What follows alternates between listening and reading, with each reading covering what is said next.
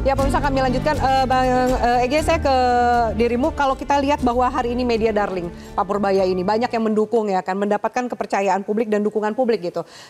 Apakah gaya koboi ini juga bisa dicontoh oleh menteri-menteri dan pejabat yang lain? Gaya koboi ini kan relatif ya, bisa dipakai oleh berbagai tokoh macam-macam. Ada juga gaya mungkin apa Indiana Jones yang jangan ya. Pak Jokowi dulu masuk ke gorong-gorong 26 Desember 2012. Begitu selesai dia masuk dari gorong-gorong dan nggak pernah masuk lagi, akhirnya muncul kabel-kabel yang dicuri itu. Ya. Puluhan ton itu ya. Ya. Ada 2017, 18, 2020. Ada Pak Ahok juga ya. Sempat luar biasa dulu ceplos-ceplos dan sampai sekarang mungkin masih dikagumi. Mungkin ada siapa lagi? Bu Susi, Pak Erick Thohir.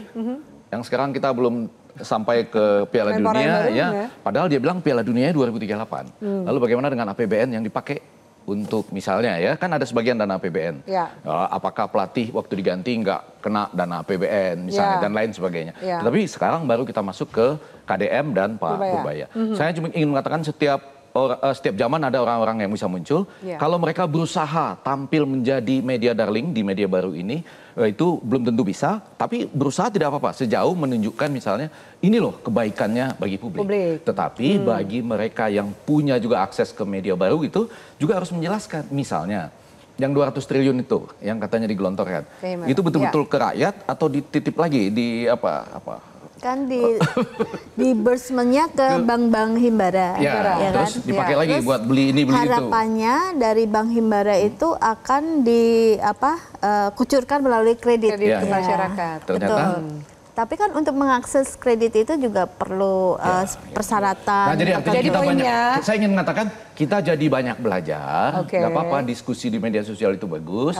Nah sekarang kalau saya dorong ini baik Pak Pasdewa maupun KDM, Kang Deddy Menyala ini untuk suatu saat duduk bareng. Sehingga bisa betul-betul kalau ada hal-hal yang tidak dimengerti dari pemerintah pusat disampaikan oleh Pak Pasdewa. Sementara Kang Deddy pun nggak apa-apa, dia harus mempertahankan teritorialnya di dalam sebuah media baru tersebut. Nggak apa-apa dong kalau dia merasa integritasnya di sana. Jadi ruang ini perdebatan ini masih bisa diterima. Dan banyak pelajaran yang bisa diambil dari ini ya. Kalau ada orang yang bisa menonjol silahkan juga sekali lagi. Nanti batasnya tentu ada, yaitu Pak Presiden yang akan mengawasi itu semua. Baik. Mbak Esther, tanggapan dan catatannya terakhir closing statement? Kalau menurut saya apapun itu ya, yang penting seorang pejabat publik itu harus mengambil keputusan based on kepentingan publik juga gitu. Jadi masyarakat juga akan bisa menilai ya mana yang benar ya, mana yang tidak benar.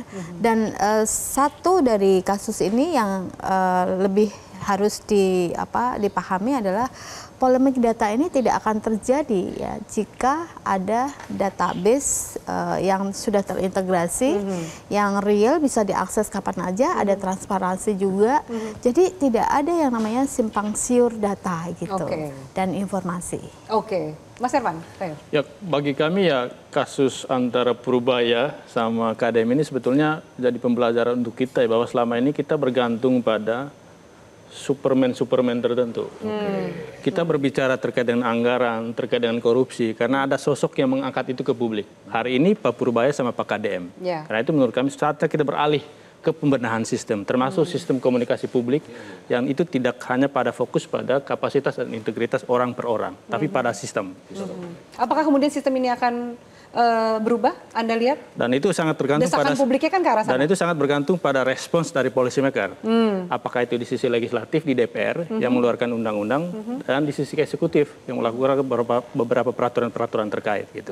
Baik. Mas Herman, Mbak Esther dan Bang Ege, terima kasih banyak. Ini kayaknya pas Dewa ya. Menarik sekali diskusi kita dan juga semoga bermanfaat untuk pemirsa. Dan bisa memang pembangunan membutuhkan kolaborasi, komunikasi, dan transparansi data. Mengapa harus terusik dengan keterbukaan dan meminta kritik hanya boleh disampaikan dengan berbisik? Bukankah hak publik untuk tahu agar bisa ikut mengawal arah pembangunan adil sesuai dengan tujuan? Saya Afian Mel undur diri. Selamat malam, sampai jumpa.